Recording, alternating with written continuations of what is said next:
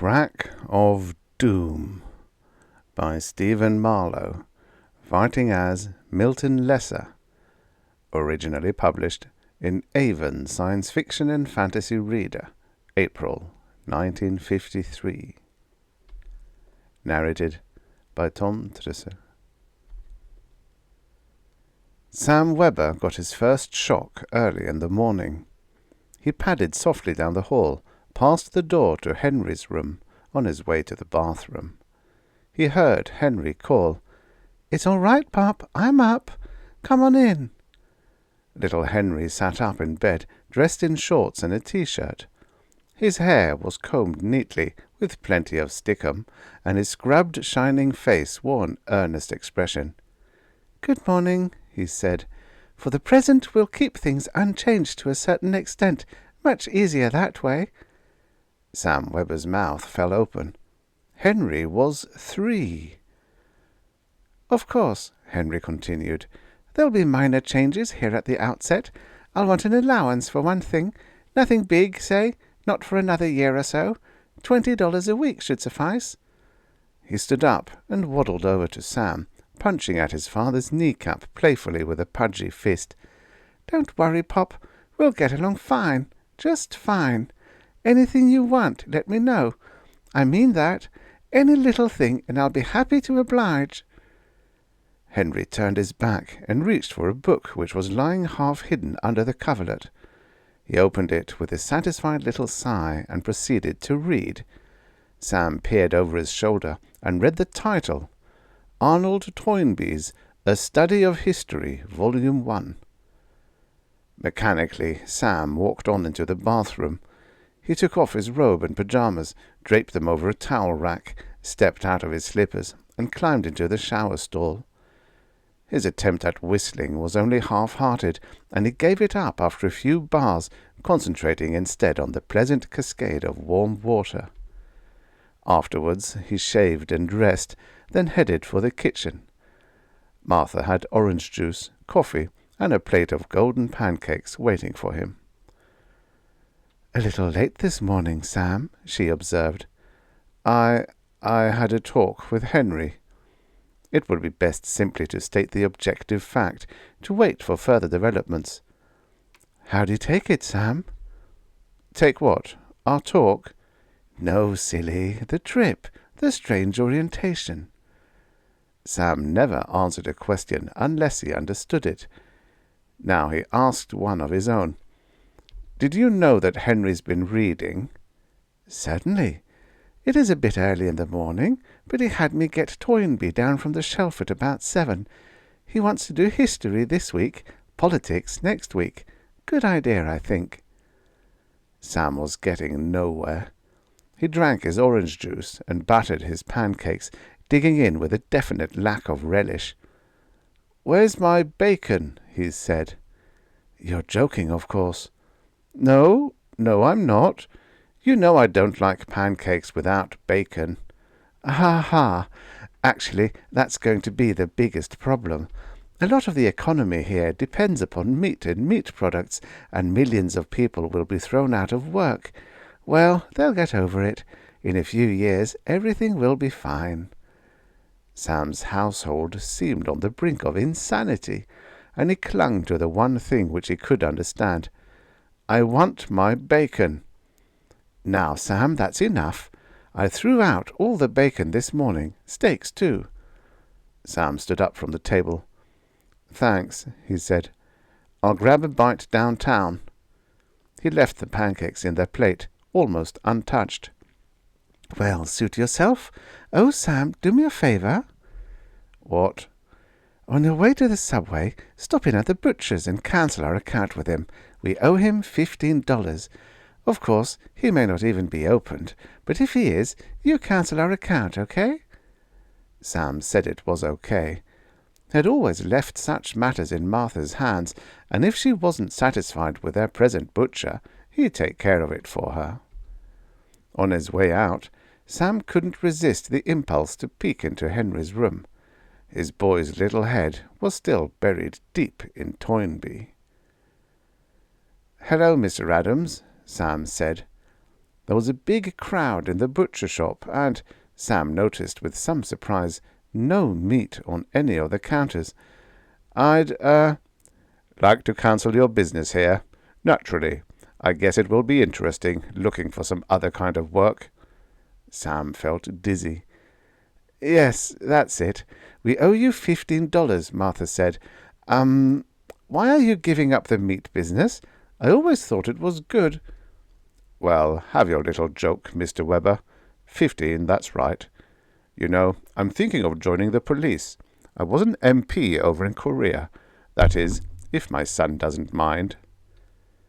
Sam thought it was nice, the way Mr. Adams would consult his son before he took any new job. He said so. Mr. Adams smiled. "Nice of him to let me make my own choice, you mean. After all, he's only 5, Mr. Webber. You know what that means." Sam blanched. Maybe he had the wrong idea on kids all these years. Maybe they grew up a lot faster than he realized in this modern generation. "Your boy read much?" he demanded. "Read? Don't be silly." Sam liked the butcher's answer. It made the world come spinning back, a little closer to reality. "Of course he doesn't read, Mr. Webber. He doesn't have the time. He started writing a book this morning, showing what's wrong with Einstein's unified field theory. It's a good theory, but not particularly sound. But I guess you know its flaws as well as my son Jerry. Thinks he could make a bestseller out of it." Sam mumbled something which was a cross between "good luck" and a confused gurgle, took his receipt, and trudged out the door. He headed slowly for the subway entrance, but he changed his mind. He had seen enough of people, for a while at least, and although the taximeter would register $1.50 downtown, he could afford the luxury this one time. It was a bright yellow cab with a little fat man at the wheel. "Where to, friend?" "Bartlett Building," said Sam, and the cab purred out into the early morning traffic. "It takes my breath away," the driver said. "What does?" "All these growing green things. What a beautiful world, so young and fresh, and the way those flowers smell. Man, I could sniff them all day." Sam thought the man had missed his vocation. He should have been a poet, or at least a gardener. "Yes," Sam agreed. "I always liked late May." "No, that ain't what I mean. It's everything. The whole world. What a change! Couldn't be more than 2 billion years old, I'd say." Sam didn't understand, but he'd be polite. "What couldn't be more than, 2 billion years old?" "This planet, stupid. This planet. Say, how old are you? You don't look more than 30, not much more." "I'm 32, Sam said, mildly annoyed. "Well, the way you talk, you could be past 70. Me, I'm pushing 45, but I understand. My mother's a little confused, but even she can understand if I explain things to her real slow. Maybe you're sick. They said some people might get sick." "I am not sick," Sam assured him, but he wasn't too sure. He felt as if the whole world was crashing in on him from all directions, making it difficult for him to breathe. Perhaps the radio would help. Sam always liked to listen to the radio when he was feeling blue. "Why don't you turn on the news?" he suggested. "Should be able to catch the 8:30 of a "Sure," the driver said, and Sam heard the click of the radio button. It would be his favourite commentator, Harry Groton, and already the prospect of hearing the man's familiar voice made him feel better. He listened. "Sorry that there can be no commercial this morning, folks, but our sponsor was a producer of canned meat products. At any rate, let's get on with the news. The big item, of course." Sam liked Harry Groton because he was so informal, just as if he sat next to you, chatting pleasantly about the doings of the day, "is the fact that the transfer has been achieved so successfully. There have been reported a few isolated instances in which the subject's mind was temporarily deranged, and scientists even expect 1 or 2 cases in which there has been no transfer at all, although until now none has been reported. Also, we'll have to get used to the fact that our children are our mental superiors, but naturally it makes good sense. The best minds should last the longest, especially in these difficult times." "Turn it off," Sam cried. "Huh? You just asked me to put it on. Better make up your mind, mister. On, then off, then— Oh, I think I'm going to change my work. Well, here's the Bartlett building. Better take it easy, friend. You heard what he said about deranged minds." Sam paid his fare, then watched a middle-aged woman get into the cab with a little tot who could not have been 2 years old. Sam heard the child's voice quite distinctly. "Museum of Art, please." "What? Yes, grandmother. We might as well see their art first-hand. Only way to really understand their culture, and it's our culture now, you know." Sam wasn't particularly hungry, but he thought that some sizzling bacon strips fresh from the griddle, toast, and coffee might make him feel better. He entered the revolving doors and walked through the lobby of the Bartlett building, past the newsstand, the elevators, the shoe-shine booth, all the way across the lobby to the little luncheonette in the rear. He even began to hum a little. The sign stopped him cold. It was done crudely, in big red letters, but he couldn't miss it. It said, "Don't worry, come right in. We serve no meat or meat products." Sam almost ran back to the elevators. He waited for the express that would take him to the 18th floor, watched the little knot of people gather, waiting with him. They all seemed normal. If any of them had heard or seen any of the fantastic, impossible things Sam had witnessed, they didn't look it. Sam suppressed a sob. What was it Harry Groton had said about deranged minds? He didn't make up his mind until the elevator door opened. The little crowd of people began to enter, but Sam hung back, and finally the starter spread his arms across the entrance. "Sorry, sir, no more room. Next car, please." Sam nodded absently.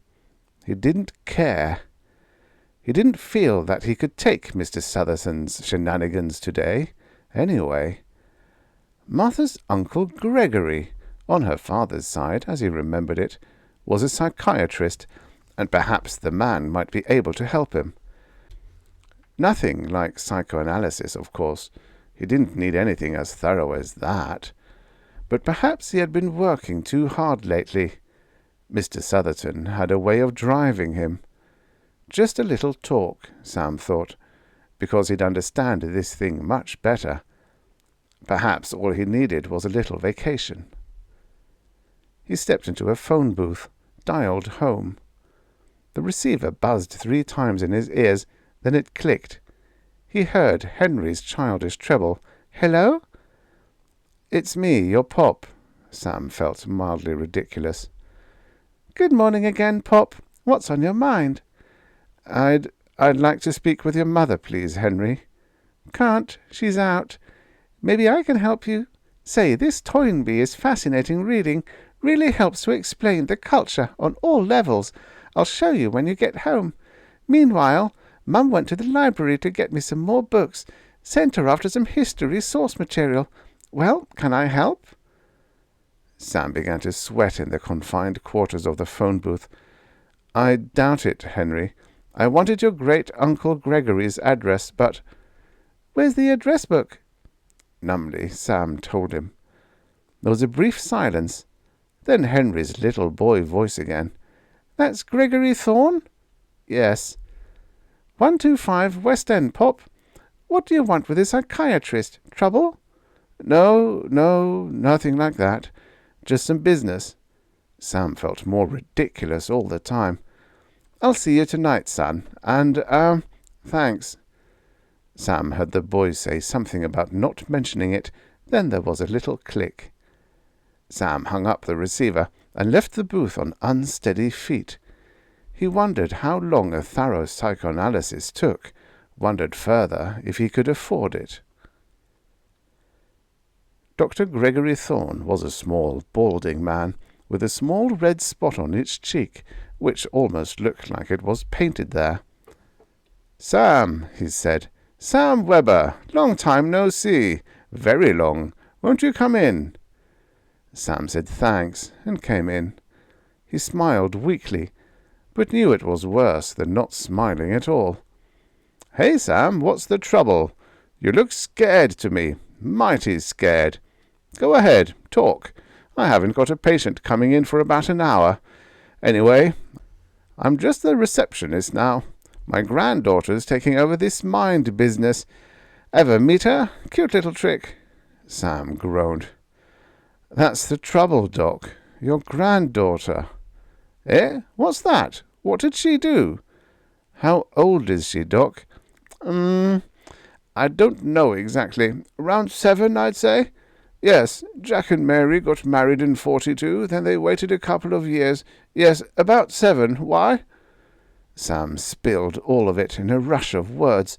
He didn't know that kids matured so fast, he said, but all of a sudden, today, they seemed as intelligent, more intelligent. Also meat. What the devil was wrong with meat?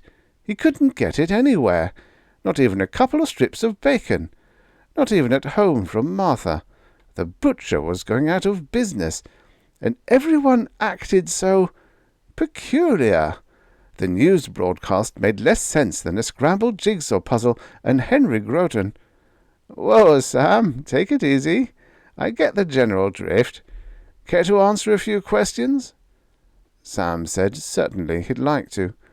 He took out a handkerchief and mopped his brow as Dr. Thorne flicked a switch and called into the inter-office phone on his desk.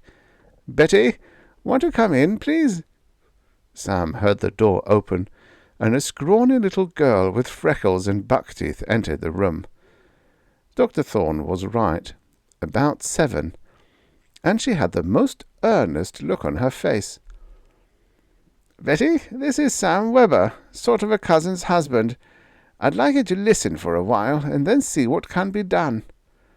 The little girl nodded, put her lollipop down in an ashtray. "Hi, Sam," she said. "It's funny how strong physical habit can be sometimes, like this lollipop thing. I like it. Well, go ahead with it, gentlemen." Dr. Thorne cleared his throat, lit a cigarette, and puffed nervously. "Now then, Sam, you say you like meat. You have a strong desire for it?" "You bet, Doc. Just bacon. That's all I'd want for now. A couple of sizzling strips." "Uh-oh," Betty mumbled, taking her lollipop out of the ashtray and sucking on it furiously. "Better go ahead, Grandpa Gregory." "And children, Sam? You think it's peculiar that they're so intelligent for, their years? Impossibly so, all of a sudden." Sam nodded. "Yes, something like that. Sounds silly, I know. But all you have to do is look at Betty. Go ahead, look at Betty. I'm not crazy, it's the truth." The girl put down her lollipop. "I'll take over from this point, Grandpa Gregory. Take it down in shorthand, please." Dr. Thorne rummaged through a desk drawer and came up with a pad and pencil. "Go ahead," he said. Betty's voice was just right for the part of Goldilocks in a school play. "Sam," she said, "what do you remember of your life on Alpha Centauri G?" Hey, Doc, cut it out. If this is a gag, please get on with your questions." "It isn't a gag," Dr. Thorne said, suddenly very serious. "Answer her questions as well as you can." "Well, Oh, this is stupid." "Answer me," Betty told him. "Please?" She worked the melting lollipop back and forth from cheek to cheek inside her mouth. "Well, I don't remember a thing. I don't even know what you're talking about. What is Alpha Centauri G?" "Never mind," Betty told him. "Another question. Do you resent children being your mental superiors?" Dr. Thorne said, "It was necessary, you know. There's bound to be some difficulties the first generation or so, Sam, and we figured the longer our better minds lasted, the better off we'd be. Those poor Earthmen suddenly transferred to our bodies, on a cold, dry desert of a world. I wonder what they think. "Please be quiet, Grandpa," Betty said. "I'm asking the questions, and you'll only confuse him. I think I know what happened, too." She shook her head sadly, took the white stick from her mouth and put it in the ashtray. "I think I'll take up smoking," she said. "Please," Sam said, not without difficulty. "I think I'll go home." He stood up. "In a little while," Betty told him. "We'd like to do something first. Only take a minute, Sam, okay?" Sam nodded vaguely, and they led him into the next room. "Lie down on that couch, please," Betty said. "We'll give you a quick temporal EEG." Dr. Thorne nodded. "Electroencephalogram, eh? And then you'll—" "Please get him ready, Grandpa." Dr. Thorne dabbed the area in front of Sam's ears with something wet and slimy. Then he placed something over Sam's head which looked like a couple of sturdy curving wires with a small antenna for each temple. From this a wire ran to a drum covered with graph paper. Sam felt nothing, but in a few moments it was over. Dr. Thorne took the antennae from his head, and then he was busy bending over the graph paper with his granddaughter. "See," she said. "See. Plenty of low-magnitude, quick stuff, alpha, beta, and gamma. But you don't see any delta waves, do you? Look, there isn't a wave here with a frequency of less than 10 a second, and most of them are more." Dr. Thorne shook his head. "A shame." It's simple to see what happened. Actually, the transfer experts expected this. Probably there are a few hundred of them all over the planet, men like Sam here, who haven't been transferred. He's still an Earthman, Grandpa." So what can be done about it?" "Unfortunately, he can't be helped. The transfer is a finished product now. Nothing can be done. Of course, he can't be permitted to remain. Look at the simplest things, Grandpa. He eats meat. Meat! He eats it. Probably 100 other little things. He couldn't be happy now, ever." "Well, what can we do?" "Nothing. It's not up to us at all. There are the authorities. Elimination probably will be painless. Has he got a child, Grandpa?" "Yes, a son, about 3, I think." "Obviously a brilliant mind. We can send Sam home now, but notify his son by telephone. Poor Sam." Sam didn't know what was going on. He had a few drinks first, and then he took a long walk in the park. He bought a bag of peanuts and fed the pigeons for a time, and then he grew tired of it. He'd take Martha and little Henry to the country.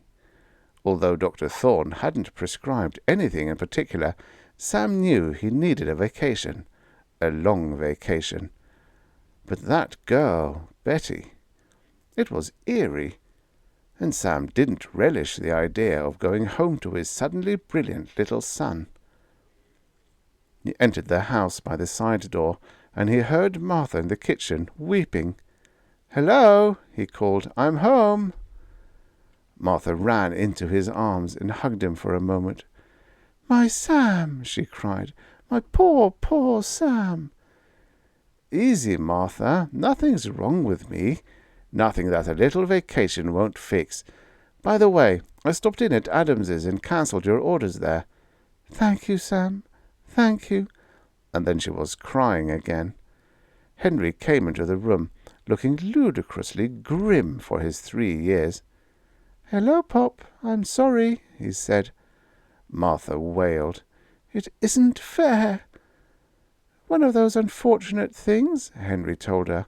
"You'll get over it. It's just too bad that the only way we'd get the transfer in this way, with the memories of these Earth people, with their emotions. But you'll get over it, Mother. Stop sniffling. It will all be over soon." Sam stood by, saying nothing, balancing on one foot and then the other. Henry looked at him. "Pop, you'll have to go to your room now. Please go to your room." The boy still wore his T-shirt and shorts. The hair was messy, and he had strawberry jam stains all over his lips. The top of his head didn't come up to Sam's belt buckle. He said again, "Go to your room." Sam turned and walked from the room. He heard Martha sobbing again, but he did not wheel about to face her. He continued on up the stairs, entered his bedroom, and closed the door behind him. He sat for a long time on the edge of the bed, looking out into the bright sunshine, watching the very old men and women playing with their mud pies in the street. They must have dozed. When he awoke, he saw 2 green and white cars pulling over in front of the house. Police. They were very grim. Sam heard voices. "Does Henry Webber live here?" "I'm Webber," Henry told them. "Your father is—" "Yes, still human. No transfer, unfortunately. The EEG clearly shows it. I'm afraid he'll have to be—" "Of course, sir. He will be eliminated as painlessly as possible. Downtown, a bullet in the brain at point-blank range. Quite painless, I'm told." "The best way," Henry said in his childish treble. Sam heard them coming up the stairs, slowly, with their measured steps. Something told him, quite suddenly, that this was more than a hideous joke. Much more. There was silence. They stood outside his door a long time, and then the door opened, just a thin crack. Sam saw an eye peer within the room. The crack opened wider, and he saw his son Henry's little face. Behind the face he could see some uniformed blue figures. Sam smiled bravely. He pushed at the door, and the crack opened all the way, admitting Henry and the policeman. Henry looked just like a little man.